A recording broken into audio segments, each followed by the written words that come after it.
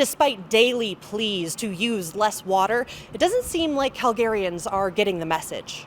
On Sunday, we saw an increase in water use to 509 million liters. Calgary is halfway through the latest round of construction to fix a major feeder main, the one that goes to our city's main treatment facility, Bears Paw, which means that the city and surrounding areas are instead relying on the Glenmore facility, smaller and older, to work a lot harder. It's important for all of us to band together in reducing our water usage to lessen the strain on that Glenmore plant. The city's target is set at 485 million liters a day at most. Water usage has been above that most days since the second round of restrictions kicked in on August 26th. 485 million liters of water used would put us in a very good position where we would have some backup if we have any kind of a technical failure or equipment failure at the Glenmore facility, or if we are in a situation where firefighters need access to more water than usual. In June, Calgarians took to 3-minute showers, less flushing, and reusing water,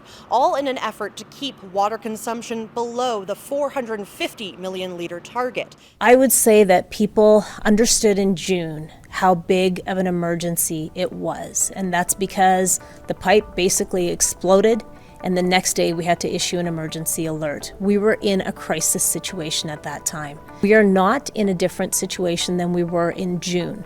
We still need to be reducing our water usage just like we did back then. So the risk seems urgent, but is the city's communication getting people on board? This morning, instead of starting with water consumption, the mayor talked about community spirit. I had the opportunity to be on site in Bowness last week with crews, and it's clear that the Calgarians who live in Bowness have been doing everything they can to look after each other. A strategy that this philosophy professor says appeals to our sense of empathy.